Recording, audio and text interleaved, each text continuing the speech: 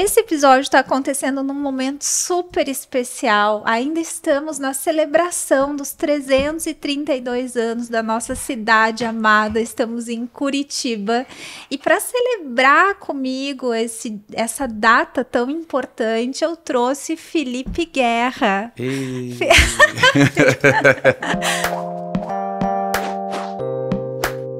Obrigada por estar aqui. Não só por estar aqui, mas por estar aqui tão inteiro, tão alegre, com esse espírito maravilhoso de celebração.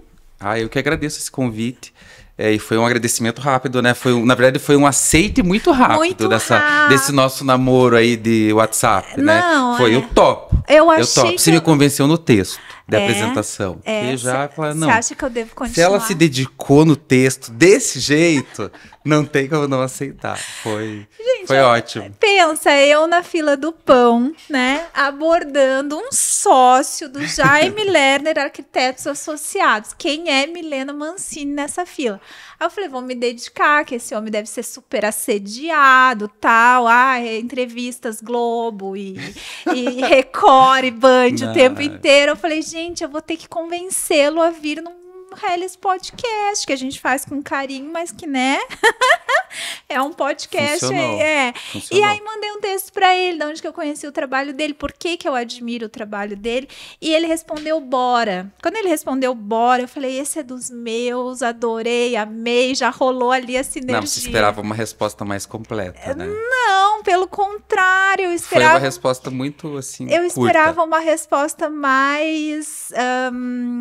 como eu posso dizer assim? Mas deixa eu ver a minha agenda. Deixa eu dar uma olhadinha na agenda. Eu uso bastante essa estratégia, tá? Confesso. Olha, então se tu convidar o Felipe para alguma coisa que ele não responda com bora, significa que eu tô muito... Significa que ele vai dar uma olhada na agenda. Mas às vezes a gente tem que olhar na agenda. Na verdade, eu olhei na agenda. Mas aí... Quando eu respondi bora, eu já tinha olhado na agenda. Então é diferente quando a gente diz bora, já olhou na agenda, ou quando a gente responde, vou olhar na agenda. Entendi. Olha, vou mudar o tema aqui do podcast, tá? Talvez a gente ia falar sobre urbanismo, mas acho que vamos falar dicas de persuasão e dicas de como fugir de um date, por exemplo, que não é o caso, mas que serve muito. Vou olhar a agenda também, né? Ai, Felipe, teu astral é muito bom. Te apresenta, porque eu só consegui por enquanto falar, nem falei que tu é arquiteto, só falei que tu é sócio do Jaime Lerner Arquitetos Associados, mas você, não é que já você... é uma coisa importante. Já é uma coisa importante, mas você está muitas outras coisas, porque tu tem outros projetos, né? Então te apresenta para quem não te conhece. Eu sou o Felipe, vou até olhar para a câmera, chique, né? Não sei se eu tenho que ficar meio de lado por causa do microfone. Não precisa. Esquece o microfone e sensualiza, vai. Eu sou Felipe Guerra, arquiteto urbanista, formado há 20 anos, completando o ano... Esse ano completo 20 anos de formado. Sou o primeiro estagiário do escritório do Lerner, isso também fazem 20 anos, né, que é a idade que o escritório tem. O Jaime, depois da segunda gestão de governador, ele reabre o escritório, porque ele sempre teve o escritório. Mas quando ele estava no poder, ele fechava, e quando ele estava fora do poder, esse escritório voltava a ter vida. Claro. E esse último escritório, que é o Jaime Lerner Arquitetos Associados, eu sou o primeiro estagiário. Então, eu entrei no terceiro ano da faculdade, estou lá desde sempre. Que honra! E tive a oportunidade de, por 20 anos, trabalhar ao lado do Jaime mesmo, assim, diariamente. E não só do Jaime, de toda a equipe que construiu Curitiba. Então, todas as histórias, a gente sabe tudo aquilo, as fofocas boas, as fofocas ruins.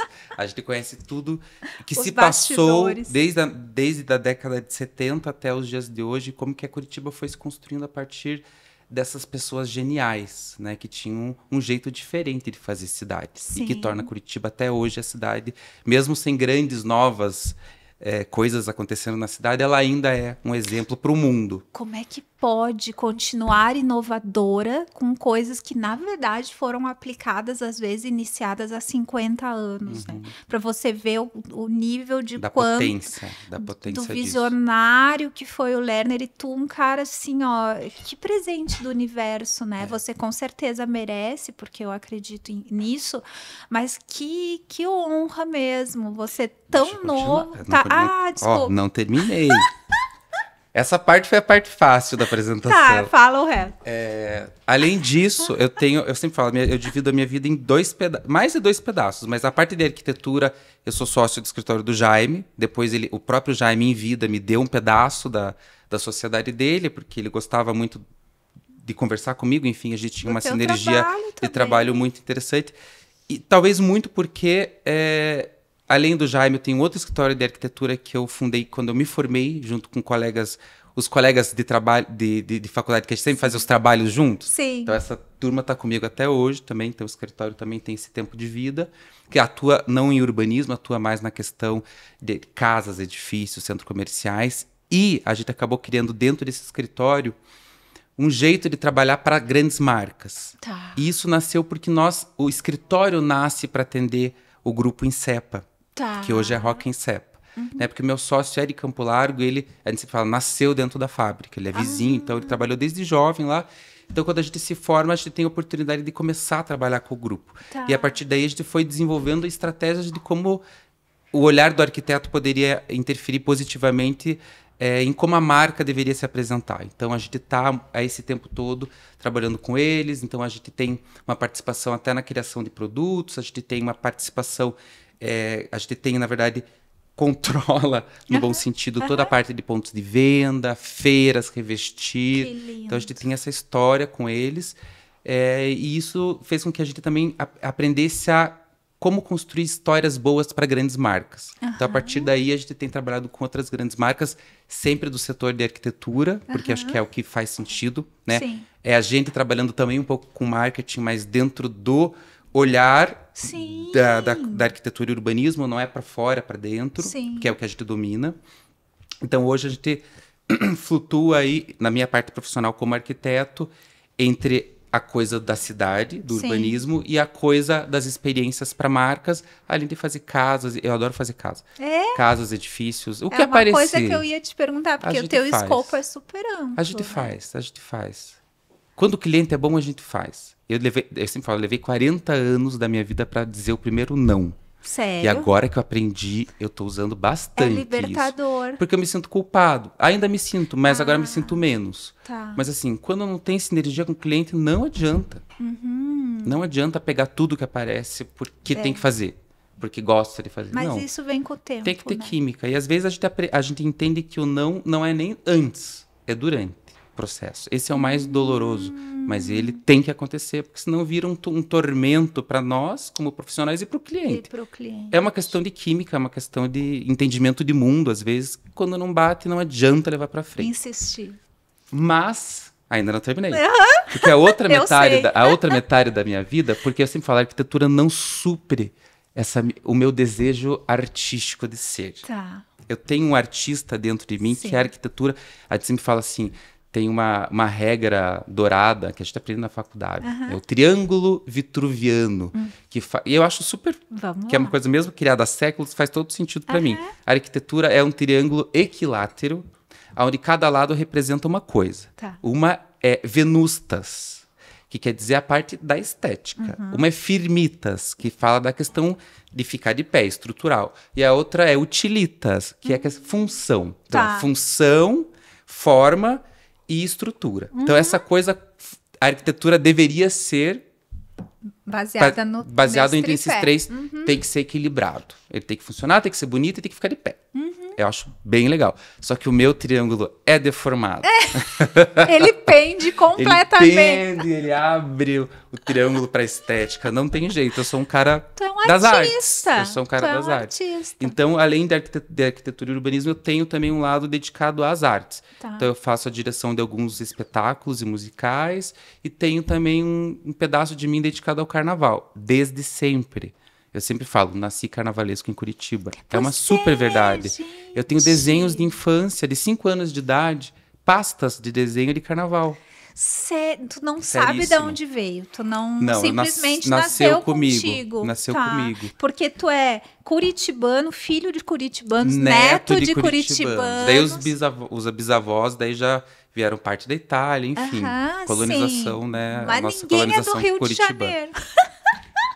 Não Por tem. exemplo. E não tem referência dentro da própria família. Eu não tive essa coisa, esse amor pelo carnaval que veio do meu pai, da minha mãe. Não foi uma coisa que nasceu sozinha, assim. Então, tu começou desenhando figurinos? Carros ou carros alegóricos? Fantasia, tudo. Eu brincava disso. Era a minha brincadeira. Que legal. No terreno de casa eu ficava brincando, abstraindo que eu tava dentro daquele universo. Muito doido, muito doido. E eu acho que, assim, talvez o carnaval no Brasil, ele é esse lugar, né? Eu acho que do espetáculo. Da expressão artística. Da expressão artística. Eu acho que é onde ele tem a maior apoteose. Porque é uma expressão artística muito exuberante, né? Então, como tu tem isso muito forte, eu acho que o carnaval permite esse over, assim, que às vezes a arquitetura, me corrige se eu estiver errado, que a arquitetura talvez não permita. E a arquitetura tem um compromisso com a eternidade. Não que ela precise ser eterna, mas quando se constrói algo ou bota alguma coisa de pé, é para durar muito tempo. É verdade. Então você não pode fazer grandes experiências. Até pode, mas não é o caso. Sim. Nem sempre. Sim. Quando a gente fala de cenário, carnaval, das artes em geral, a gente pode experimentar tudo. Então é o lugar da experimentação, né? Por isso que está sempre na frente. É muito sempre mais anda efêmero antes. também. Por isso que ele traz a novidade. As artes trazem a novidade porque ela não tem esse compromisso com o eterno, ele é efêmero. Então, a tua empresa, a Guerra Produções Artísticas, atua com cenários, com produções artísticas, direção de arte, eventos e carnaval. E ainda eu acho que tu não terminou de te apresentar. Não falta designer de joias? Sim, tem essa parte. Mas é que essa parte está adormecida. Tá adormecida. Mas tu gosta também. Antes de fazer arquitetura, eu mexia com joias, porque meus tios, que eram vizinhos de casa, trabalhavam com orivesaria. Então eu me criei a infância e a adolescência dentro de um ateliê de orivesaria. Sim. Então eu com 15 anos já tinha coleção de joias em prata, por exemplo. Participava de exposições. Autorais. Super. E daí quando eu fui fazer arquitetura, quando eu comecei a arquitetura, daí aquilo adormeceu um pouco, mas daí eu tive mais um movimento, abri uma empresa nesse meio tempo, mas não consegui dar conta, porque eu tinha um sócio que ele era responsável por eu fazia a parte de criação e ele fazia a parte de gestão e distribuição das peças. Foi super bem, a gente foi para as novelas, tipo, a Globo ligava pra gente.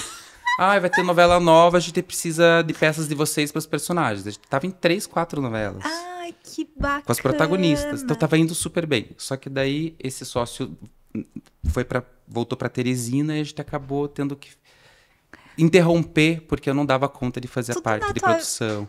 Mas eu sempre falo, daqui a pouco eu volto, porque eu adoro. Tudo na tua vida é pouco, né? Tipo assim, teu primeiro cliente, nananã, em Cepa. Teu primeiro estágio, Jaime Lerner. Nananã, joia, brinquei disso nas novelas da Globo, gente. Porque a gente gosta, né? E quando a gente gosta, a gente faz direito, reflete, né? Eu concordo. Tu teve algum dilema pra, assim, tão criativa, até os 15 anos, carnaval, joia, tu teve algum dilema pra escolha da faculdade? Ou nesse meio tempo tu descobriu arquitetura e falou, quero isso também? Quem decidiu o curso que eu ia fazer foi minha mãe. Tá. A partir da observação dela de uma vida toda. Tá. Né? Porque eu tava caminhando para fazer design de produto. Tá. Daí ela falou, eu acho que você deveria fazer arquitetura. Escutem as suas mães. Tá bom. E hoje eu entendo por quê. Engraçado, o universo é muito sábio, né? Muito. Eu podia ser um designer importante, poderia fazer um bom seria. Trabalho como designer. Sim. Mas eu acho que a arquitetura me abriu muitas possibilidades. Muitas possibilidades. Você veja, quando a gente vai olhar só o trabalho do escritório Jaime Lerner, Arquitetos Associados, já é uma atuação muito ampla, né? Eu anotei planejamento urbano e regional, comunidades urbanas, que até eu quero que você explique, porque é muito lindo esse trabalho. Mobilidade, paisagem e arquitetura, né? Às vezes a gente olha pensando que é só arquitetura e paisagismo, na verdade, poxa. E o design, né? A gente está falando de design de produto, está dentro, é uma ferramenta que o arquiteto domina. Exato. O que a gente não domina, muitas vezes, é a parte de industrialização. É aí que a gente fica atrás de um designer de produto. A gente não tem o domínio de como que isso vai para a indústria, né? Mas na parte de criação e desenvolvimento da peça, a gente tem todas as ferramentas. Daí, obviamente, que daí para isso ser industrializado, daí a gente precisa estar ao lado de um designer, a gente precisa ir para a indústria para entender como produzir. Mas o ato do desenho, da criação, é a ferramenta do arquiteto também sempre foi. Até né? porque une a forma, a função e tem que ter ergonomia, tem que ter estética, ele tem que ficar de pé, enfim. E aí eu queria só que tu explicasse pra gente um pouquinho nesse planejamento urbano e comunidades urbanas. Poxa, vocês têm feito mini Curitibas pelo Brasil. Me pelo conta, Brasil todo. Eu achei lindo esse conceito. Eu acho que o escritório, ele tem como DNA pensar cidades. Tá. Esse é o nosso forte. Pensar cidades e, em paralelo, porque está dentro disso, também pensar, quem sabe, bairros. E a gente consegue levar para dentro de projetos de bairros ou de visão estratégica de cidades grandes o mesmo conceito. Então, o escritório tem um conjunto de mantras. E esses mantras foram as mesmas regras que construíram Curitiba. Essa Curitiba que a gente conhece. Tá. Né? Ela não nasceu junto com o Jaime. Ela nasceu há 332 anos. Sim. É isso? 332. 332. Mas a Curitiba que a gente conhece, a dos cartões postais, a que quando tem uma propaganda é o que aparece, foi essa Curitiba construída da década de 70 à década de 90. A cidade né? ecológica. Todos os cartões, todos os pontos turísticos, os parques, a feirinha do Largo da Ordem, as feiras da cidade, o lixo que não é lixo, o câmbio verde. Se a gente pensa Curitiba, a gente pensa nessa Curitiba pensada pelo Jaime. Planejada, equipe, né? Sistema de transporte integrado, identidade do sistema, enfim, tem milhares de coisas que a gente pode abrir aqui e assim, que partem desse raciocínio simples de como executar no Brasil uma cidade com qualidade de vida. E aí, então, por exemplo, é como se prefeituras contratassem o escritório para o planejamento urbano. As duas coisas. A gente tem clientes prefeitos, clientes governadores de estado, que contratam um escritório para lançar uma visão estratégica para os seus municípios, ou para requalificar uma orla, ou para requalificar uma rua, uma avenida específica.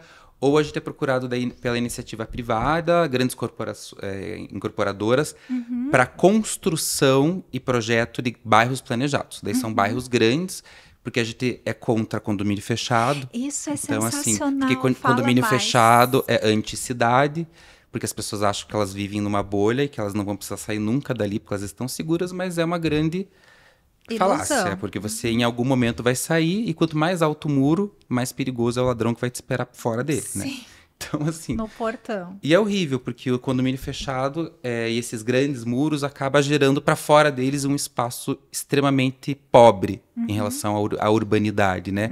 E inseguros, né? Quem que gosta de andar ao lado de um grande muro ou ao lado de dois grandes muros de dois condomínios fechados? Sim. Isso não é cidade, né? Sim. E a gente, como para nós o carro não é o protagonista do desenho urbano, né? O desenho urbano tem outro protagonismo, o condomínio fechado daí não funciona, porque você vai precisar pegar o carro para fazer, trabalhar, enfim, para comprar, fazer compras, para ter entretenimento, etc. Que, aliás, o centro não seriam as pessoas, o centro de todo esse trabalho de vocês, né? Que é o legado do Jaime. Não é as cidades pensadas para as pessoas e para a convivência entre as pessoas? Exatamente.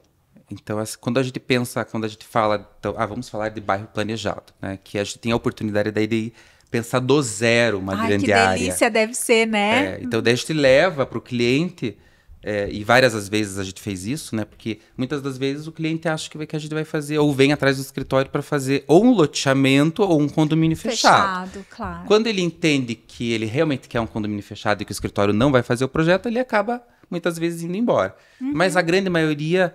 E felizmente hoje a gente já conseguiu bons exemplos, né? Entregar e construir bons exemplos. Ele já entendeu que ele fazer um bairro planejado bem pensado, com diversidade, com comércio, com uma nova centralidade, com parque, quando ele se abre para a cidade, quando ele se costura na malha urbana, ele ganha mais dinheiro do que um condomínio fechado. Isso que eu ia dizer. Porque assim, um condomínio fechado vai ser um condomínio fechado de casas. Sim. Agora, um bairro planejado, eu posso ter verticalidade, eu posso ter densidade, eu posso ter trabalho, eu posso ter moradia, eu posso ter lazer, eu posso ter tudo. Sim. É um pedaço de cidade. Sim. E daí, óbvio que na conta dele, ele vai ver que ele vai conseguir É assim. mais dinheiro. Daí a gente convence pelo dinheiro Isso. e pelo conceito, Certo. né?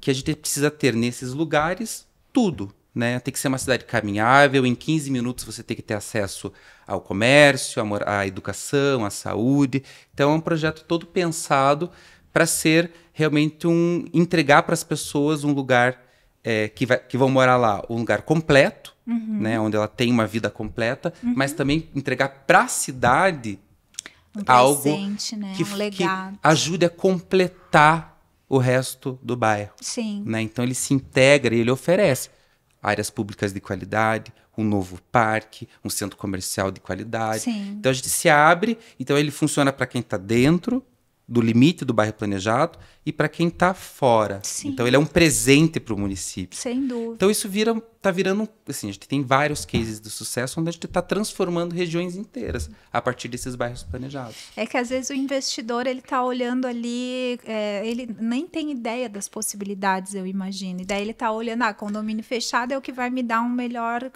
Às vezes ele faz isso a vida toda. Sim. Ele está 50 anos vendendo condomínio fechado e ele está milionário, E ele bilionário. Exato. Tipo, o cara fez a vida em cima desse tipo de produto e ele Isso. quer continuar fazendo. Por isso que a gente tem que falar mais e até mostrar os cases, né, de sucesso. Que bom que já tem. E esses cases de sucesso estão na mão de pessoas jovens. Então isso tem que ser dito. Não são mais os velhos investidores, incorporadores. A gente já tem uma nova geração, filhos e netos, que estão começando a assumir essas empresas, que daí sim tem uma cabeça muito mais aberta para esses novos produtos, que são produtos em prol da cidade, não anti-cidade. Ai, maravilhoso. Falando em cidade, eu queria falar um pouquinho mais sobre Curitiba. Sou uma apaixonada, não sou curitibana, mas sou uma apaixonada por Curitiba. E eu queria saber primeiro como foi a experiência de você ter sido escolhido, né, pela RPC para, eu acho que representar uma classe toda, né, no filme Cultivando Raízes, que é o filme de celebração do aniversário da cidade. Pois eu fico pensando, eu até brinco com as pessoas. Falou bora Eu fico também. pensando assim, como que meu nome apareceu nessa reunião interna da quem falou RPC? meu nome? Quem falou meu nome, né? Da onde surgiu? Não sei. Né? Não sabe. Não sei, só sei que eu aceitei o convite, obviamente. Primeiro porque era um comercial em homenagem a Curitiba e tinha uma elegância no conceito do comercial. Sim. Não era apenas um comercial. Né? Ele era um comercial que é um comercial que homenageia a cidade, mas ele homenageia as pessoas da cidade. Todas. Então você tem o jardineiro do Jardim Botânico, você tem a segurança do Museu Oscar Niemeyer, você tem a bailarina do Teatro Guaíra, tem eu. Então, assim, é na diversidade. Não é sobre o ego, É sobre a diversidade e da importância de cada uma dessas pessoas para que a cidade funcione como ela funciona. Então, a gente tem ali toda uma diversidade profissional, né, de personas, de personalidades, e que fazem essa soma dessas pessoas, né, da essência dessas pessoas, que a gente tem uma cidade como ela é hoje. Não é sobre ser uma estrela ali, né? Todos são importantes. Todos têm o mesmo protagonismo, né? Eu achei Todos dividem o também. mesmo tempo de comercial. Eu achei isso muito bonito. Então, eu aceitei, fiquei muito feliz de ter sido convidado, e quando eu assisti a primeira vez, eu chorei. Dei uma choradinha. Faz parte, eu achei Dei uma emocionante. dei uma choradinha, porque eu falei, poxa, tá valendo a pena a jornada, né? A jornada, assim, o fato de o teu nome ter virado pauta de uma reunião dentro da Rede Globo de televisão, aprovado pela prefeitura para que fosse ao ar, representando arquitetos e urbanistas, né, que são tão importantes, foram e são tão importantes para a cidade, para a construção da nossa cidade, para a cara que a nossa cidade tem. Então foi lindo. E ainda gravamos dentro do escritório, que foi a casa do Jaime Lerner. Eu vi essa história. Conta para as pessoas o escritório. O escritório do Jaime é a casa que o Jaime morou a vida toda. E que ele que projetou, né? Ele que projetou. É uma casa que tem mais de 50 anos. Ele projetou quando era estudante. Ele ganhou um concurso de arquitetura e ele construiu essa casa com o dinheiro, com o prêmio do próprio concurso. Então ele ganha o concurso com o projeto da casa e com a premiação ele constrói a casa. Essa eu não sabia. E viveu a vida inteira lá. Só no final da vida dele que ele se mudou para um prédio da frente. Porque daí o escritório foi pra lá. Foi pra lá. Então, na verdade, ele vivia no escritório, então ele continua vivendo na casa. Sim, Ele só só subia pra dormir. E é uma casa muito especial, uma casa de concreto, com teto verde. Foi uma das primeiras obras do Brasil com teto verde. Né? Hoje a gente fala em arquitetura com teto verde. Sim. Há 50 anos ele já estava fazendo, mais de 50 anos. Né? Mais de 50 anos ele já estava fazendo isso. E é uma casa linda, que tem uma magia que é exatamente a magia de um lugar, de um templo que guarda a história. Foi uma homenagem bonita da prefeitura e da RPC ao Jaime, tu não acha? Ter feito a gravação ali na casa? Sim. Porque ele tá como pano de fundo ali, Sim. né? Eu acho que é um reconhecimento. Você não viu dessa forma? Eu vejo cada vez mais, parece que a cidade... Engraçado isso, né? O tempo tá passando e parece que o Jaime tá cada vez mais voltando pro holofote. Isso é meio triste ao mesmo tempo, né? E não é, porque assim... eu acho que a política desgasta a figura. É verdade. A política desgasta a figura, né? Então o Jaime, eu acho que na gestão de governo, o Jaime sempre queria... A alegria dele era ser prefeito, porque ele gostava de atuar no território, né? É um técnico apaixonado pela cidade. Enfim, daí ele teve essa passagem pelo governo do Estado. Na passagem pelo governo do Estado, isso acontece com todos os políticos sendo bons, acontece com os bons e com os ruins também. Há um desgaste da imagem e há uma costura entre a imagem da pessoa com a imagem do político. Concordo. Então, assim, pro curitibano, pro paranaense, o Jaime ficou com essa imagem. O tempo está passando e está desvinculando, felizmente, a imagem do Jaime genial, né, desse urbanista genial, do Jaime político. Sim. Né? Isso Só que ele precisou ter sido político para ter executado tudo que executou. Né? Ele não faria isso sem ter. Só que a imagem dele agora está descolando e está ficando a coisa do legado. O legado. Então temos agora o legado. O que foi essa campanha para prefeito? A última. Todo mundo tentou se abraçar no Jaime. Todo mundo usou a imagem do Jaime. Todos eles. Esquerda, direita, estava todo mundo abraçado na imagem do Jaime, na campanha. Daí, então, assim, é isso. Então, o legado é eterno. Né? O legado é eterno. E cada vez mais parece que as pessoas estão... Porque o que acontece? A gente tem toda uma fatia da sociedade muito grande, crianças, jovens, que não tiveram a oportunidade de conhecer o Jaime como prefeito governador. Né? A gente tem estudantes de arquitetura que não conhecem o Jaime. É verdade. Então, assim, é muito importante que o Jaime seja celebrado para que as pessoas que não conhecem ou não conhecem aprendam um pouco sobre a história dele e o trabalho que ele fez com a equipe dele na cidade. Que essa cidade que eles vivem hoje, ela é fruto de um trabalho que foi feito por ele e a equipe. Né? E como é que pode, né? Eu recebo, às vezes, visitantes, seja de São Paulo, seja do Rio Grande do Sul, que a minha família é gaúcha, eu sou gaúcha, e as pessoas ainda se impressionam com como a cidade funciona, né? E aí eu queria te fazer uma pergunta que não é enviesamento algum político. Eu quero que você me diga com o teu olhar de arquiteto e urbanista, se você está preocupado com Curitiba, sabe? Se você acha... Porque, assim, eu fico feliz que a gente celebre as implantações, as inovações de 50, 30 anos atrás, mas, ao mesmo tempo, o que a cidade tem conseguido fazer de novo, né? Então, qual que é a tua visão de urbanismo em relação a isso? A gente tem que ser vigilante.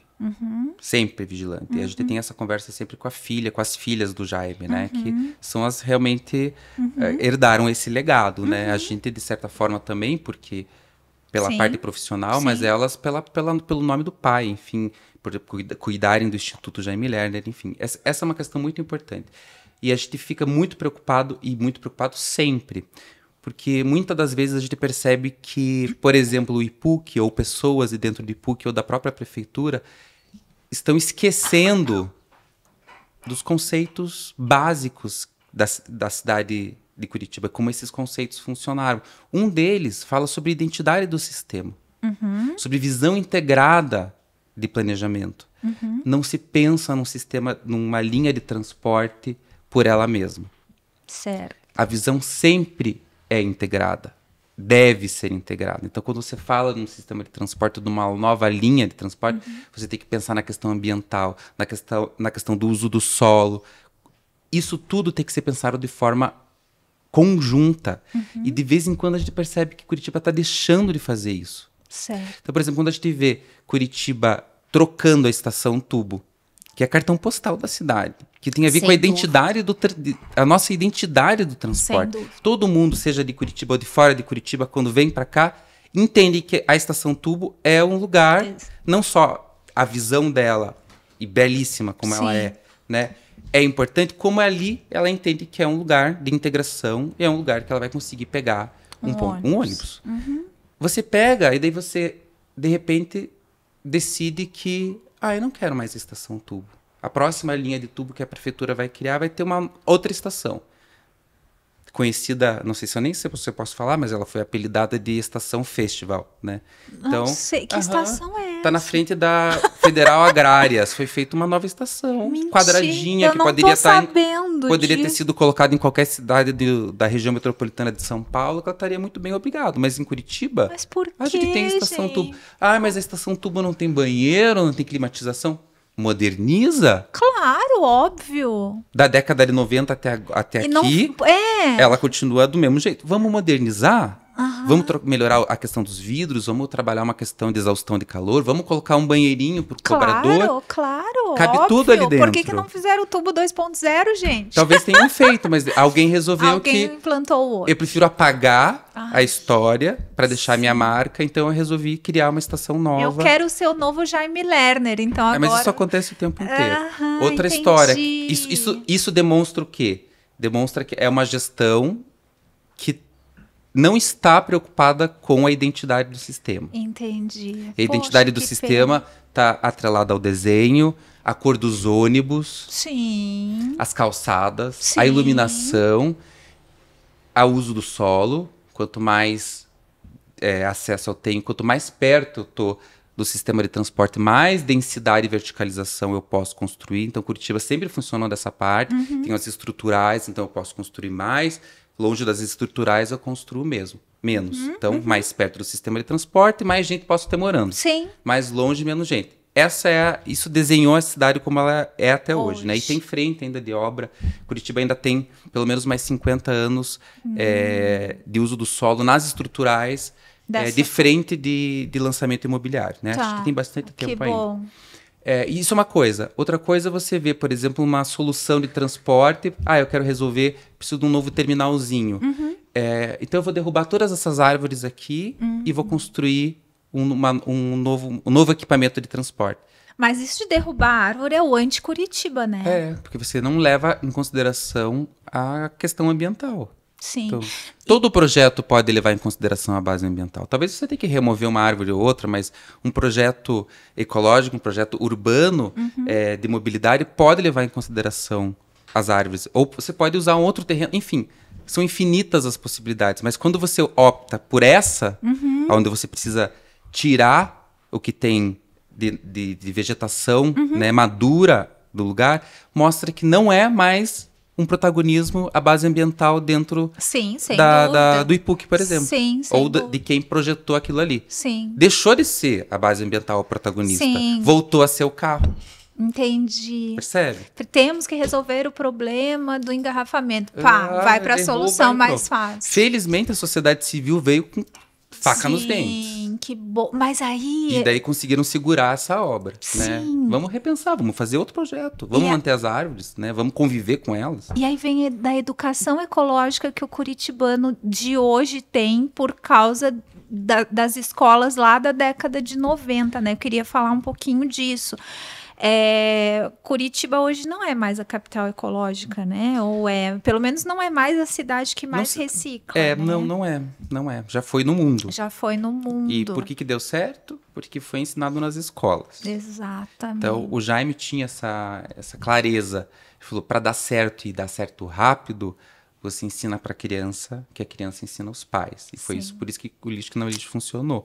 Né? A família Foram as crianças que aprenderam primeiro e elas levaram para casa essa... Só que tudo precisa ser mantido, ressignificado, oxigenado, Sim. tudo muda, as pessoas mudam, assim. Se você não tá, como eu falo, vigilante, as coisas acabam se perdendo. Os conceitos se perdem, as ideias se perdem. Então, o nosso trabalho, um pouco do meu trabalho, do Instituto Jaime Lerner, é, calma aí, Vamos voltar. Vamos voltar para a escola. Vamos entender o que fez Curitiba ser o que ela é, para que não se perca no caminho e se torne mais uma cidade. Tu vê que presente para a cidade ter um instituto que guarde por isso, né? O Instituto Jaime Lerner, ele é encabeçado, presidido pelas filhas? Pela filha. Pela filha. Que tem uma bacana. filha que mora fora, né? Nos Estados Unidos. Eu li. Aí e a que mora em Curitiba, que é a jornalista que preside o Instituto. Que maravilhoso. Até deixa eu te falar, né? Eu contei rapidamente ali para ti no meu textão de abordagem. Eu queria contar para as pessoas o quanto é celebrativo e significativo para mim aqui hoje estar falando sobre o Jaime Lerner. Porque, bom, eu optei pela área do design também cedo, né? Minha mãe me chamava de artista. Viu? Porque ela não entendia direito o que era o que eu fazia naquelas maquetes, enfim, que na verdade se chamava desenho industrial. E a minha primeira formação foi no Cefet do Rio Grande do Sul. Eu sou de Pelotas. Na época que o Cefet tinha o segundo grau técnico. Exato, que também é uma coisa que eu fico muito triste de não ter, porque os Cefets nos preparavam muito. Bem no ano que eu ia entrar, eles tiraram. Ai, menina, eu fiz até o cursinho. Fiz até o cursinho, mas daí... eu acho isso uma pena, uma coisa que também se perdeu, porque a gente com 18 anos, a gente saía bem preparado para o mercado de trabalho, depois ia fazer uma faculdade já com trabalhando na área, sabe? E aí, isso era 96, quando eu ingressei no curso técnico, 95, perdão. 95 bota na linha do tempo de Curitiba, né? O auge. Então, eu falei, eu vou me formar. Eu sou meio precoce. Eu falei, eu vou me formar em desenho industrial e eu quero ir para Curitiba. E as pessoas diziam, por que Curitiba? Porque eu tinha ali Porto Alegre, depois eu tinha Floripa, se o negócio fosse ir para uma capital. Mas Curitiba já era o uau, assim, ó, do design, sabe? Era o suprassumo, era o sonho de consumo. E quando eu cheguei em Curitiba em 99 para fazer o meu estágio, eu não conseguia entender como que a pessoa rodava a cidade inteira pagando uma passagem. Eu lembro que a dona do apartamento, eu aluguei um apartamento, né? E a dona foi muito acolhedora comigo, foi meio mãezona, assim. Ela saiu por Curitiba para me explicar as coisas. E ela teve que me explicar 2 ou 3 vezes, porque eu disse assim, mas como assim? Tá, mas aí eu vou descer no ponto, como que eles vão saber que eu já paguei a passagem? Tem uma carteira, eu não conseguia entender. E aquilo que eu via na televisão, né, também não tinha muito acesso à internet, era o Jardim Botânico, as estações tubo. Ópera de arame, tudo que ainda hoje é o auge da cidade. Então, eu também fico um pouquinho preocupada que como que o auge, não que isso seja necessariamente ruim, mas a gente teria que ter um augezinho mais atual, né? Enfim, e eu vim para cá sem enviesamento político nenhum, então nem sei dizer se o Jaime no governo ou eu sei que na prefeitura ele era muito amado, né? No governo do estado não sei dizer, porque eu vim com esse olhar do meu Deus, essa cidade é o que eu quero para minha vida. E então essa história, pessoalmente, rever todo esse legado tá muito entrelaçado com a minha história, né? Porque aí depois nunca mais voltei. E aí fui observando que até poucos anos atrás a minha cidade não separava o lixo.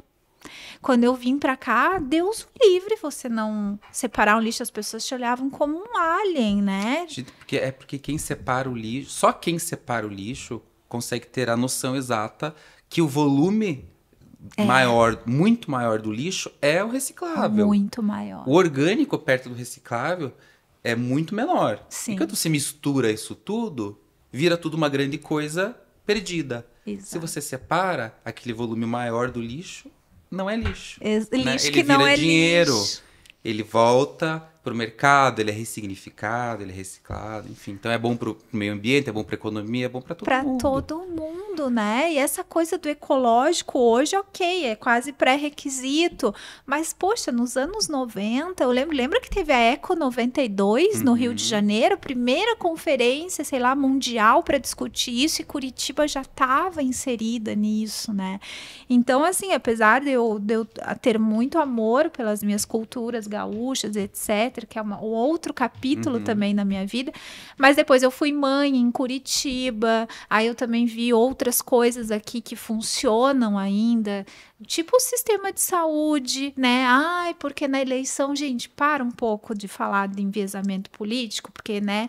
Mas vamos falar da realidade. Se você compara as coisas em Curitiba com outras realidades do Brasil... Tem que sair de Curitiba antes de falar mal. Tu né? tem que sair de Curitiba. Porque acho que minimamente você tem que comparar... Porque assim, estamos no Brasil. Exatamente, não tem adianta como não achar tirar. que é uma cidade brasileira. Exatamente. E o Brasil tem as suas questões. Exatamente. Né? Então, assim, nem não tudo... é aqui que tem desigualdade social só, infelizmente. É no Brasil inteiro. É uma cidade brasileira, mas levando em consideração que é uma cidade que está no Brasil, é uma cidade que funciona. Todas as pessoas que eu recebo ficam impressionadas. Mas, enfim, eu queria fazer isso para te dizer o quanto eu fiquei feliz e te escutar um pouquinho também sobre futuro, porque eu sempre fico pensando, agora eu tenho um filho curitibano, né, que não vai sair daqui, provavelmente, pelo que eu tenho visto aí de movimento, ele já está com 20 anos, então está se encaminhando para ficar por aqui. E a gente quer deixar, né, para os netos aí esse mesmo amor pela cidade que a gente tem. Mas aí vamos fugir então um pouquinho desse capítulo tão importante para falar. Eu acompanhando o teu trabalho, vejo você muito em feiras do setor, né? Então, teve ali a Expo Revestir, e aí em seguida já teve o Smart City Expo aqui em Curitiba para falar de cidades inteligentes. O que você tem visto e que você pode compartilhar com a gente sobre tendências, seja tendências de arquitetura em geral, seja tendências de cidades inteligentes? Então, essa coisa da tendência é curiosa, né? É uma pergunta recorrente. Ai, quais são as tendências? Imagino. Falo, gente, mas que coisa essa pergunta das tendências, né? Porque eu acho que não é bem assim que funciona. Não são tendências. Não existem novas tendências todo ano. Então, me convidam para falar de tendência. Vamos fazer uma palestra sobre as tendências. Sabe o que é isso? E daí eu vejo marketing. Os blogueiros, eu vejo a galera, as tendências. Gente, não é assim que funciona. Não é de um ano para o outro que a coisa muda ou se transforma. É a cada 10 anos que você vai conseguir perceber algum movimento. Né? E que, assim, em relação à construção civil, investimentos cerâmicos, o que quer que seja, o que dita a tendência é a tecnologia. Tá. Então, qual é a tendência do universo dos revestimentos cerâmicos dos últimos 5 anos? Os grandes formatos. Tá. A tendência não está na coisa mágica que veio de Milão, de Paris. Tem a ver com o que a indústria está conseguindo entregar. Então, a indústria hoje ela tem capacidade de executar peças maiores. Ela tem capacidade de imprimir texturas com mais resolução. Então, para mim, falando da indústria da construção civil, a tendência anda de braços dados com a tecnologia. Certo. Quando a tecnologia avança, a tendência avança porque ela é um resultado direto daquilo que a indústria consegue te entregar de novo. Que é a novidade, tá? Né? Mas daí, de resto, você fica daí naquela coisa de a gente está voltando à ancestralidade. Mas não está voltando à ancestralidade. A gente está cada vez mais tecnológico, está cada vez mais produzindo coisas maiores, com mais tecnologia, tentando ser cada vez mais sustentáveis. Acho que a indústria responsável ela tem o compromisso, e é real, é fato, maior com a sustentabilidade, diminui os desperdícios, enfim. Então, para mim, a tendência ela não morre, ela é como eu posso ser cada vez mais sustentável, como eu posso cada vez construir com menos desperdício, como eu posso fazer uma arquitetura de qualidade que precise menos de ar-condicionado, né? Como eu posso... para mim, a tendência é isso. A tendência é ser cada vez mais sustentável. Mas o mercado ele vai, obviamente, querer criar ideias. A cor do ano é essa. São os tons terrosos. eu não sei o que, não sei o que. É o retorno para a caverna. Os setores que, agora são os tons pastéis. Agora é azul. Até é isso. É que aí vem uma coisa comercial, É comercial, né? é marketing. É porque você precisa estar gerando novidade. Mas eu, que tô dentro... Sim. Eu que tô dentro, 20 anos dentro também da indústria. Sim. Eu sei que a tendência é o que a tecnologia... O que as máquinas estão podendo me oferecer de novidade. Entendi. Então, é um formato maior, é uma textura mais próxima ao real. Agora eu consigo trabalhar com relevo. Agora eu consigo trabalhar com brilho. Então, em cima disso, eu trago para dentro da indústria a tecnologia. E daí eu produzo produtos que pareçam pedras naturais. Tudo isso tem a ver com a indústria, a indústria com a tecnologia. Ela precisa vender aquilo, porque ela investiu no maquinário para aquilo, e daí eu construo um storytelling. Certo, claro, que faça sentido. Para vender para as pessoas. Mas a gente que está dentro sabe que o storytelling não é exatamente o que dita a tendência. O que dita a tendência é o contrário, né? Ele não nasce primeiro, ele se desenvolve depois. Desculpa, pessoal, para ser... contar essa verdade para vocês. Mas eu adoro, isso é muito bom, mostrar como as coisas funcionam. Só que, então temos uma palavra que você usou algumas vezes, que é a tecnologia. Que a tecnologia dita tanta coisa, né? No comportamento das pessoas, no como as pessoas consomem, Gente, ela tá mudando a nossa vida. Exatamente. Ela que tá ditando a tendência. E a arquitetura e a inteligência artificial, me fala. 100% conectadas. O escritório... Eu não vou falar o escritório, por mim. Eu não faço mais nada sem inteligência artificial. Tá. Ela faz parte do meu processo de trabalho do começo ao fim. É ferramenta. É o novo machadinho. Daí tem gente que fala, vai substituir as pessoas. Gente, a inteligência artificial não faz nada sozinha. É verdade. Abre lá o ChatGPT, veja se ele começa a escrever qualquer coisa. Não. Se ele faz um projeto de interior. Tem gente que vai emburrecer. Certo. Que vai usar a inteligência artificial para ser substituído. Certo. E tem gente que vai expandir. Eu espero estar com essa turma da expansão. E ela é uma ferramenta de expansão rápida. Expansão rápida. Porque você consegue ter ferramentas que você nunca teve à disposição. Na parte de texto, na parte de geração de imagem, na parte de criação de vídeo. Então, para gente que é arquiteto, obviamente que a inteligência artificial vai mudar muito, vai transformar a nossa profissão profundamente. Eu acho que a ponto de, em algum momento, a gente não ser mais esse arquiteto que a gente conhece hoje, ele não vai mais precisar existir. Mas vai se transformar. Mas ele vai se transformar em outra coisa. Esse arquiteto, ele vai ser outra coisa. Ele não, assim, a nossa profissão, tem gente que vai morrer com ela e tem gente que vai expandir e vai se transformar em alguma outra coisa. E tem, os grandes especialistas falam que no futuro próximo, as pessoas não terão mais uma profissão como a gente tem hoje. Eu sou arquiteto, nasci e morri arquiteto. Não. As pessoas vão ter pelo menos 5 profissões durante a vida, que podem ser completamente diferentes uma das outras. Então, é sobre isso, é sobre a inteligência artificial. Eu uso a inteligência artificial hoje na parte de conceituação de projeto. Ela otimiza teu tempo? Muito.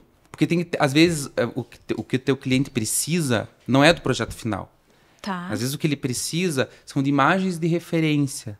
Tá. Para ele levar para o investidor, para fazer captação. Tá. Então, o que a gente faz? A gente utiliza a ferramenta da inteligência artificial, a gente provoca ela em cima daquilo que ela já conhece do teu trabalho, dos teus princípios, e ela gera imagens, parece que ela lê a nossa mente, e faz isso mesmo, não sei como, e ela consegue te gerar uma série de imagens que não é projeto ainda, mas que para aquele início de projeto resolve para o investidor, resolve para o incorporador. E aquilo que você ia buscar na unha e levar 4 horas... Perdia semanas para fazer um projeto de risco para convencer o investidor, que hoje eu faço em um dia, utilizando inteligência artificial, e entrego para o cara coisas incríveis. Ele fala, não, gostei.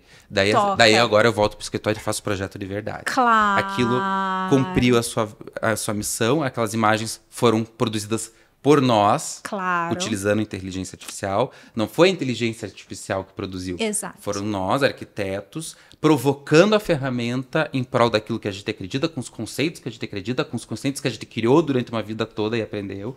E ela gera uma imagem em minutos. Não adianta brigar, né, Felipe, e aquilo funcionou. Virou projeto? Volta para a prancheta, daí você precisa fazer projeto de verdade. A inteligência artificial não vai te ajudar, mas não vai fazer isso por você, né? Tem isso, e depois aquilo quando vira arquitetura, ela te ajuda depois a renderizar essa imagem. Então, hoje eu faço um projeto, modelo 3D, gera uma imagem, e essa imagem gerada eu jogo dentro da inteligência artificial para melhorar, para trazer mais realismo, para transformar em vídeo. Então, a inteligência artificial, ela entra do começo ao fim do processo hoje, melhorando e te dando mais e mais e mais possibilidades. E quem ganha otimizando é o muito cliente tempo. também, né? E o arquiteto. E o cliente. O arquiteto pela questão tempo e o cliente, deixa eu te dizer assim, como que eu vejo que como cliente, né? Como contratante, às vezes, de design de interiores ou projeto, alguma coisa. Sei lá, há quantos anos? 10, 15 anos, eu lembro de receber planta baixa e um render, né? Assim, 3D, daquele bem desenho mesmo, assim, né? Foi feito no computador, mas é bem desenho. E você, cliente, se vire para entender. E assim hoje a gente contrata e vem um negócio que parece que tu tá dentro do ambiente. Você faz vídeo, você bota óculos. Pois você se passeia por dentro da casa. Nesse aspecto, o cliente ganha também. Ou seja, o arquiteto ganha e o cliente, porque ele aprova sem o tal, eu achei que aqui era não sei o quê, porque eu interpretei o desenho errado. Não, os clientes hoje em dia, eles têm... eles conseguem saber ter muito mais proximidade de entendimento daquilo que eles estão aprovando com aquilo que vai ser executado. Quando eu comecei a fazer meu primeiro estágio no Maurício Pinheiro Lima, que é um escritório de arquitetura e interiores, o que era entregue? Anos 2000. Uma planta e uma perspectiva feita à mão. À mão. Eu fui o primeiro que levei o 3D lá para dentro do Maurício e depois levei primeiro a levar o 3D para dentro do Jaime. Tá. Então foi esse começo em que saía daquela uma única perspectiva à mão, que era o que dava para fazer, levava por causa às do vezes tempo, mais de um dia. Claro. E de repente agora você começa a poder enxergar, visitar, andar pelo espaço. Hoje em dia as ferramentas são infinitas e estão disponíveis.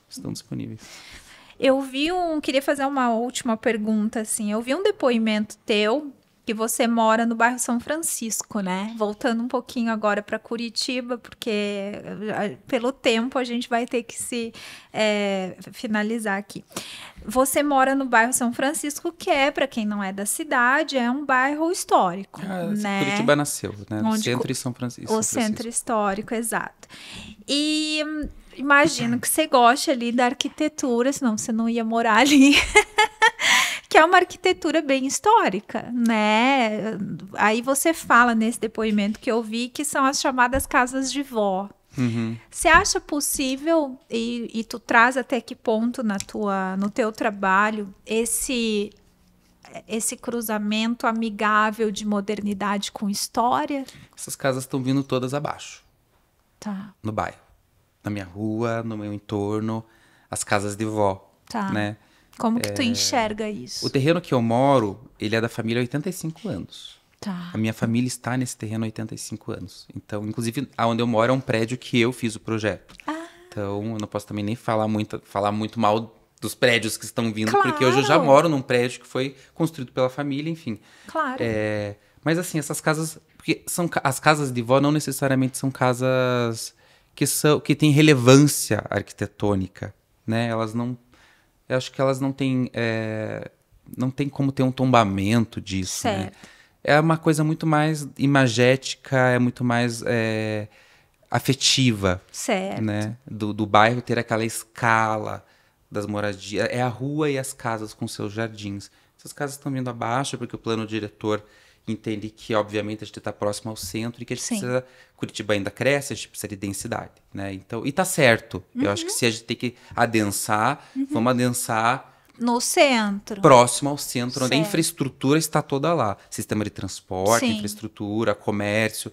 Então, Curitiba optou, sabiamente, por, nesse entorno do centro, permitir predinhos lá de 4, 6, no máximo 8 com compra de potencial, porque as vias aguentam, a gente está próximo ao centro, próximo ao trabalho, funciona. Então esse bairro tá tirando aquilo que já é tombado, né? Porque a gente tem coisas tombadas. Porque tem uma proteção já, tem, mas né? Na parte, patrimônio histórico mas ali. Isso daí é bem no centro histórico mesmo, tá. Né? Mas dentro do próprio bairro, já nas franjas do bairro, a gente já tem um movimento de de densidade, de verticalização E tu acontecendo. enxerga com naturalidade, então. A cidade continua, gente, né? A cidade não para. A cidade é isso. É vida, É né? vida. Não é cristalizada. E também... Não é cristalizada. Não estou falando com a propriedade de uma arquiteta, óbvio, estou falando como moradora, mas tem algumas cidades que a gente vai que o centro não é que ele é protegido, ele é abandonado mesmo, né? Do tipo, deixaram só as coisas velhas, Ai, que assim. coisa, mas é um movimento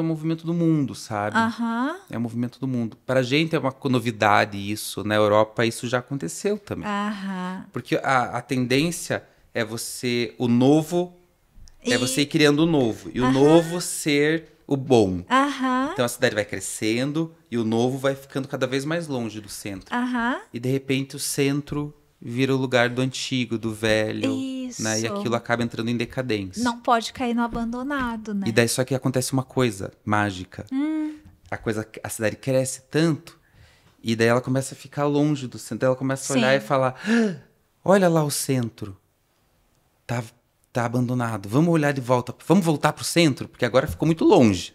Agora não tá mais bom estar longe. E daí a cidade... Mas isso é um movimento natural das cidades, das grandes cidades, que de repente você cresce, e os bairros chiques que estão longe do centro começam a ficar muito longe, e o chique volta a ser o centro. E é o que a gente tá vendo em Curitiba acontecer agora. É mesmo. É esse movimento de reviver o centro. Então, a gente está tendo até na Smart Cities um manifesto, né? O que a gente pode fazer para o centro de Curitiba voltar a ser vivo? O que a gente precisa fazer? É fácil. É muito fácil. Não tem mágica. É vida. Não pode ser só trabalho. Claro. Não pode ser um lugar que esvazia no final de semana, que esvazia à noite. O centro só vai voltar a funcionar e ser um lugar de qualidade quando ele tiver vida. Convívio. É moradia.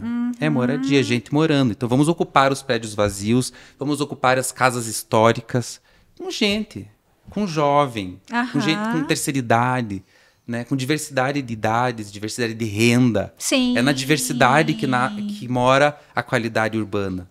Não é na segregação. Ai, perfeito. É na diversidade. A gente tem que ter gente de todas as idades, de todas as rendas convivendo, pessoas diferentes. E daí é saudável. Então o movimento agora de Curitiba é: vamos voltar para o centro. Vamos ocupar aquilo que é histórico, que não pode ser demolido, né, de forma inteligente. Mas sem esquecer que funciona quando é moradia, trabalho, diversão, juntos. Então a gente tem que morar, trabalhar, se divertir, tudo no mesmo lugar. E o centro precisa disso. Ele não pode ser só o lugar do trabalho, ele precisa ser o lugar da moradia. Sim, até porque senão vem outra série de problemas, né? Quando a gente vai num centro final de semana que é deserto, já aparecem outros problemas, segurança pública, drogadição. Exatamente. É isso que acontece. E a gente, por exemplo, a gente, nesses 20 anos, a gente participou de vários projetos de requalificação de centros urbanos. São Paulo, Rio de Janeiro. E agora a gente está com um trabalho junto do BNDES de requalificação da Pequena África, que é o lugar onde tinha o Cais do Valongo, por onde chegaram 1 milhão de escravizados no Brasil. Eu vi por cima isso nas redes sociais. E, gente, por exemplo, o Rio é um caso onde você tem um centro abandonado. É verdade. Completamente abandonado. E é um lugar ótimo. É um lugar ótimo. Está perto de tudo. Perto das praias, né? Perto dos grandes centros comerciais. Por que esse lugar está desse jeito? Por que chegou nesse ponto? Chegou nesse ponto, né? Então, assim, a gente começa a perceber que São Paulo, Rio de Janeiro, existe um movimento agora de requalificação do centro para as pessoas voltarem a morar lá. Porque as pessoas moravam em Curitiba, no Rio, em São Paulo, as pessoas moravam no centro. Exatamente. Era aquela formulazinha, comércio embaixo, família em cima. Era tudo assim. Curitiba todo o centro de Curitiba era assim, no Rio de Janeiro e em São Paulo também. Daí as pessoas começaram a deixar de morar em cima, foram morar nos bairros, e daí essa parte de cima nunca foi novamente ocupada de forma adequada, e esse comércio que ainda se mantinha adequado começou a deixar de ter qualidade. E daí foi virando... E daí a gente... Desertão. Deserto do Rio de Janeiro. Eu fico assim... diferente do de Curitiba, que é charmoso, enfim. Claro. O do Rio de Janeiro é incrível. Arquitetura em cantaria de pedra, azulejaria. Tem ruas belíssimas abandonadas. E se não abandonadas, mal ocupadas. Então, tem muito potencial. E tem gente que não tem onde morar. Ai, que bom que vocês estão Né? atuando Vamos lá. isso. Tá, não tem onde morar. Vamos requalificar, Sim, como vamos trazer assim? vida. Tem lugar vazio e tem gente que não tem onde morar. Onde que tá? Onde que eu me perdi, Vamos né? organizar isso, Com né? certeza. O poder público precisa se preocupar com essas coisas. Felipe, eu ficaria mais um dia conversando 2, 3 horas. contigo Fácil. aqui. A gente nem falou de carnaval. Ai, carnaval. A gente não falou das artes. É Falou mesmo. pouquíssimo de Curitiba. Mas tu tem enfim. hora, né? Tu que tem hora pra acabar. Tem. Homem ocupado. Já tem que entrar em reunião. Eu tenho que agradecer a Refeli, que é nosso cliente em comum, porque foi através deles que eu conheci o teu trabalho. Você fez stand para eles, né? É o segundo ano de revestir e o segundo ano do stand assinado por nós. Formobile também você fez, Formobile fizemos né? também. Aí tu fez, só para explicar, fizesse um vídeo na Expo Revestir, se eu não me engano, para eles. E aí, por serem nossos clientes, eu falei, quem é Felipe Guerra? Aí tá stalkeada básica, já gostei do teu trabalho.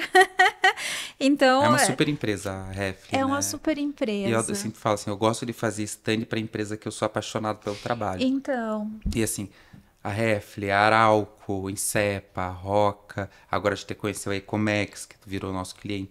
São empresas que a gente acredita muito no produto. Que a gente como especificador, arquiteto especificador, a gente gosta de indicar e gosta de ter em casa. Daí é tão gostoso. Porque daí você pensa com amor mesmo. E você é genuíno. Vou fazer qualquer coisa. Não, a gente faz porque a gente acredita naquilo. Então, o processo é outro. E é genuíno porque tu usa na tua casa, né? Então, tu sabe que vai recomendar de olhos fechados. É multinacional tecnologia alemã. Vamos Tem esperar coisa que os o alemães quê? sabem fazer. Sabem fazer. Né? Essas fechaduras. Até a gente estava falando de tecnologia, também não deu para entrar nesse assunto, mas, poxa, as casas inteligentes também, não só as cidades inteligentes, né? Mas essas fechaduras agora, que é tudo... Você tem opção de facial. E biometria. Biometria. E mesmo para aquelas que não têm essa coisa inteligente, as fechaduras físicas normais, analógicas... Elas são muito boas, elas têm um peso, elas têm... A porta fecha, é um espetáculo. Olha, é o garoto propaganda. Me contrata, por favor, contrata o Felipe e eu também. Vamos patrocinar aqui o podcast, por favor. Mas eu ia só brincar para finalizar que meu filho... Meu Deus do céu, preciso urgentemente de uma fechadura com biometria, porque o meu filho perde uma chave por semana. Pronto, não vai precisar mais de chave nenhuma. E aí a gente brincar, só não esquece a cabeça porque tá presa. Então não esquece o dedo também. Nem se esquecer o dedo tem a senha. Mas... Ai, ainda tem maravilhoso. a possibilidade. Exatamente. Querido, foi um prazer te ter aqui. Eu ainda... Acabou. Quase, porque eu ia dizer só para tu dar teu recado final, que pode ser aí, se tu quiser trazer pro carnaval, tá brincando? Não vou trazer pro carnaval. Acabou, eu já tô de ressaca do carnaval. Brincou bastante. Tu ainda brinca, pula carnaval? Eu toco nos blocos. Mentira! Toco em vários blocos. O que fui tu pro Rio de toca, Janeiro. criatura? Eu toco rocar, Não mais conhecido conheço. como chocalho. Ah, tá. É o chocalho, chocalho profissional. Entendi. Não, eu sei qual é. Eu amo de que... paixão. Pré-carnaval de Curitiba, pra mim, virou assim uma terapia. A gente tem que falar até sobre... vamos falar depois num outro episódio sobre como esse resgate do carnaval curitibano, etc. Mas ok. É do Brasil todo esse movimento do carnaval de rua. Que bom, lindo de ver. né? É o Brasil todo. É muito bom isso. A nossa cidade que não tinha tradição nenhuma, né? As escolas de samba, mas assim, sempre pequeno, né? Pequeno. E o pré-carnaval virou uma coisa do curitibano. Exato. Só que é tão gostoso, sabe por quê? Porque ainda é pequeno. Entendi. Então não vamos falar. Vai no bloco no Rio de Janeiro pra você ver. É verdade. Você fica longe da banda, você não escuta nada. É um calor. É aquela coisa. É assim, as pessoas vão pro bloco, a grande maioria, para outras coisas que não estar no bloco. Curtir o bloco. Aqui em Curitiba, quem toca e quem vai pro bloco, vai para curtir o bloco. É verdade. É o bloco, então é gostoso. Então não vamos falar, que é para não atrair Não, pode falar, porque assim, o pré-carnaval de Curitiba, quem vai curtir é o curitibano. Né? No Rio de Janeiro já tem turista, já tem outra coisa. Então a gente pode até falar, incentivar. Curitiba tem mais de 30 blocos que estão assim, fiéis ali na rua, tem espaço para todo mundo. Tá bom, tá gostoso. Então, o recado final que não é de carnaval, qual seria? Algum assunto em especial? Não, querido, fica assim, livre. Sei. Eu vou falar bem clichê, Tá? O recado bem clichê, porque pode servir para alguém e porque era também algo que o Jaime falava muito, que era do sonho. Nunca abandone o seu sonho.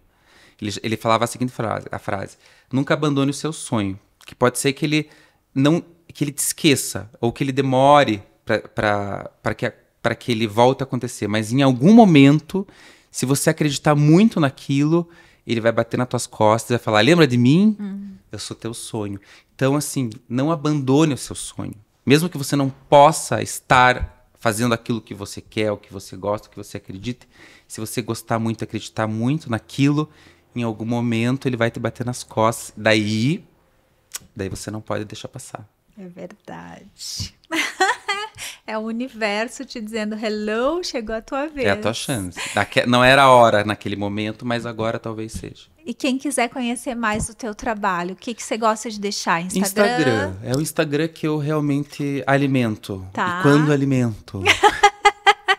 Sim, eu tenho frases preguiçosas e frases mais atuantes. Tá. Mas é no Instagram que você vai poder conhecer meu trabalho. Meu feed é um feed mais profissional, então tem ali um portfólio do que eu tenho feito, sempre atualizado.